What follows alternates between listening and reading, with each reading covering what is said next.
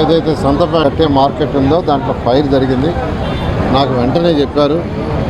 చెప్పిన వెంటనే కపిల శ్రీనివాస్ గారికి యాక్చువల్గా చెప్పాను, వాళ్ళని మనం ఆదుకోవాలా, వాళ్ళకి అనౌన్స్ చేయమని చెప్పాను. వాళ్ళకి అనౌన్స్ చేశారు. ఏదైతే అనౌన్స్ చేశారో దాన్ని ఇమీడియట్గా చేయడం జరుగుతుంది. ఇప్పుడు నేను ఆ షాపును కూడా చూశాను. ఇప్పుడే కమిషనర్ గారికి ఇన్స్ట్రక్షన్ ఇచ్చా.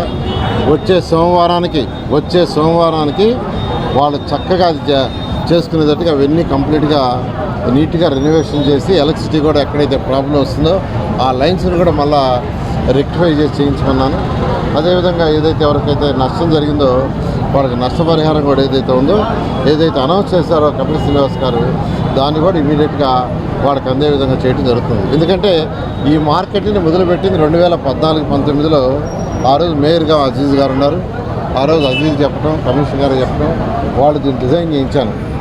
ఎంతో వేగవంతంగా డిజైన్ చేసి ఆల్మోస్ట్ 90% వర్క్ అయిపోతే గత ప్రభుత్వం మళ్ళీ దాన్ని నాంచి చివరికి చేసింది. ఈ మార్కెట్కి పునాది ఆలోచన చేసింది, ఇంప్లిమెంట్ చేసింది నేనే 14-19లో. ఆ రోజు మేయర్ అజీజ్ గారే. అయితే ఈరోజు ఇలాంటి ఇన్సిడెంట్ నిజంగా దురదృష్టకరం. అయినా ప్రజలకు ఇబ్బంది జరిగినప్పుడు వాళ్ళని ఆదుకోవాల్సిన బాధ్యత ప్రభుత్వంది. ఖచ్చితంగా వాళ్ళకి ఎవరికి కూడా ఎటువంటి ఇబ్బంది లేకుండా వాళ్ళ వ్యాపారాలు వాళ్ళు సాఫీగా చేసుకునేటట్టుగా ప్రభుత్వం తోడ్పడుతుంది. ఆల్రెడీ కపిల శ్రీనివాస్ గారు వాళ్ళకి యాక్చువల్గా అనౌన్స్ కూడా చేశాడు. దాన్ని ఇమీడియట్ కూడా పంపించే ఏర్పాటు చేస్తాం. చాలు.